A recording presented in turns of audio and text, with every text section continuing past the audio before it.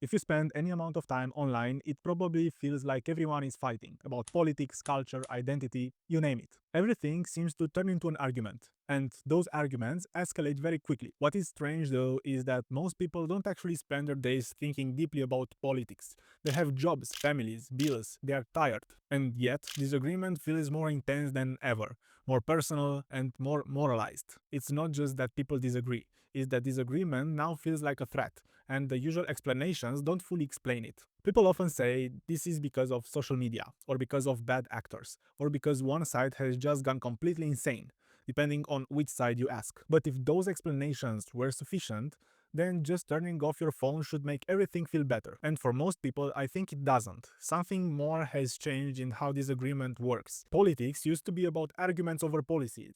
Now it functions more like a signal, a way of sorting people into certain categories, a way of answering questions like who is trustworthy or who is dangerous and who belongs where. Once disagreement became tied to identity, it stops being something you debate and starts being something you defend. So in this video, I don't want to argue for a side or diagnose who's right and who's wrong. I want to understand why division feels so stable now and why it reproduces itself even when everyone claims to be exhausted by it. For most of modern history, political disagreement was treated as just that, disagreement.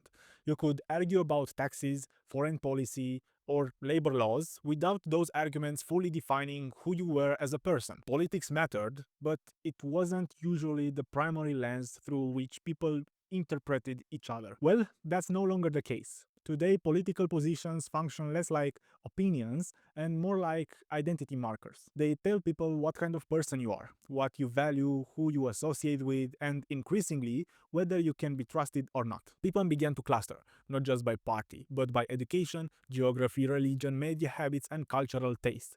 Over time, these categories aligned, and politics became a shortcut for assuming an entire worldview. And once politics becomes a shortcut for identity, disagreement stops being abstract. It becomes personal. If your political views are tied to who you are, then criticism of those views feels like criticism of you.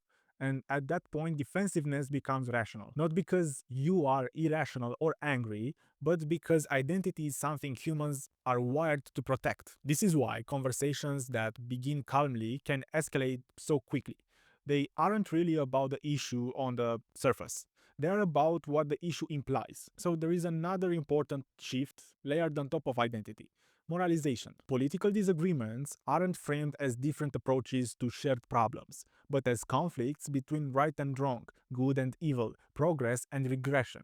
When politics becomes moralized, compromise starts to look suspicious. After all, we don't usually compromise on moral questions. You don't meet someone halfway on whether theft is wrong or whether violence is justified. Moral issues demand clarity, not negotiation. The problem is that once political disagreements are framed this way, they inherit the same logic. If someone disagrees with you, it's no longer that they see the world differently, it's that they are failing morally. And once you believe that, listening starts to feel unnecessary and even dangerous. This helps explain why people increasingly describe the other side not just as mistaken, but as stupid, evil, or fundamentally broken. And again, this isn't because people suddenly became worse. It's because the structure of disagreement changed. Politics stopped being a space where ideas compete and became a space where moral identities collide. And moral identities don't coexist easily. There is also a weird part about all of this. On many policy questions, people haven't actually moved that far apart. Surveys consistently show overlap on issues like healthcare, wages, and even climate action when questions are framed carefully. Let's take guns as an example, and I know you Americans are crazy about your guns. And it is a subject Democrats and Republicans argue a lot about. But there are a few points where opinions actually overlap. 85% of Republicans and 90% of Democrats agree on preventing people with mental illnesses from purchasing guns. And 70% of Republicans and 90% of Democrats agree on making private gun sales and sales at gun shows subject to background checks. Yet emotionally, division feels extreme. This gap has a name: It's called affective polarization. It refers not to how much people disagree on policy, but to how much they dislike, distrust, and fear the other side. In other words, the temperature of politics has risen even when the distance between positions hasn't increased proportionally. People increasingly describe members of the opposing political group as untrustworthy, unintelligent, or dangerous. They don't just disagree with them. They don't want them as neighbors, coworkers, or family members. Once politics becomes identity based, this emotional response makes sense. You don't just oppose the other side's ideas, you avoid them. You assume the worst about them. You interpret their actions through a lens of suspicion. And importantly, this emotional polarization is self reinforcing. The more hostile you feel forward to the other side, the more you seek spaces where that hostility feels justified, spaces where your identity is affirmed and your resentment is shared. There is a common story we tell about division. It goes something like this: social media showed up, people got angry, algorithms broke our brains, and now everything is on fire. There is some truth to that story, but it's incomplete. What's missing is intent. Modern media systems are not designed to make people informed, patient, or kind. They are designed to capture and hold attention. And attention, it turns out, is most reliably captured by content that provokes emotion, especially fear, outrage, and moral certainty. It's all about metrics. Content that makes people angry gets shared more. Content that confirms identity keeps people engaged longer.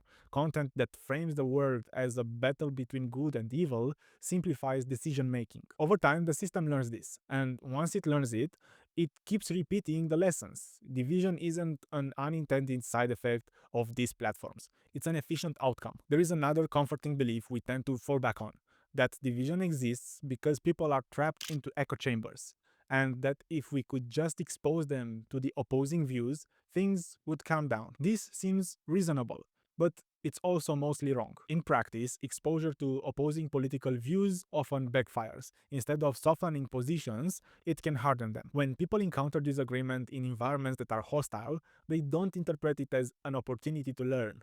They interpret it as a threat. So rather than thinking, maybe I should reconsider, the response becomes, I need to defend myself. And yes, this is especially true online, where disagreement is rarely slow, contextual, or generous. It's compressed into posts, replies, screenshots, and clips. Nuance doesn't travel well there. Humility travels even worse. And because political identity is already tied to moral worth, encountering the other side often feels less like a conversation and more like an accusation. So the system produces a paradox. The more we engage with the opposing views, the more entrenched we become. Once people feel threatened by disagreement, they do something very human. They seek safety. They gravitate towards spaces where their views are shared, their identity is affirmed, and their moral intuitions go unchallenged. These spaces feel good and reasonable, at least from the inside. But something happens in these environments. When like minded people talk mostly to each other, the group doesn't stay where it started. It goes even further. Positions become sharper, language becomes more absolute, and skepticism towards outsiders increases. Not because people are malicious, but because social reinforcement rewards certainty. Moderation sounds weak, and doubt sounds disloyal in a group that already agrees. So, views don't just get repeated, they get refined, often into more extreme versions of themselves. This is how polarization accelerates without anyone consciously choosing it. Each group feels reasonable internally. Each believes the other side has lost its mind. And because contact across groups is increasingly rare and hostile, there is no corrective mechanism. When people talk about polarization, they often focus on culture, media, or ideology. But beneath all of that is something more basic: material and psychological insecurity. Over the past few decades, life has become less predictable for a lot of people.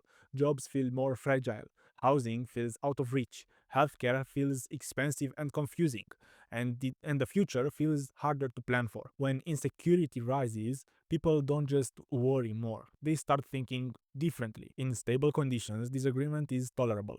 You can afford to be curious, patient, even generous. If the system seems fair and the future feels open, you can entertain alternative perspectives without feeling personally threatened. But when stability erodes, disagreement starts to feel dangerous. If you believe the system is failing and resources are scarce, then politics isn't abstract anymore. It becomes about survival, about who gets protected and who gets left behind. In that context, tribal thinking is rational.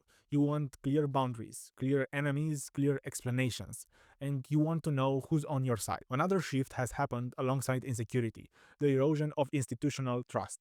Trust in governments, media, corporations, and even expertise has declined across much of the developed world. For many people, institutions no longer feel neutral or competent.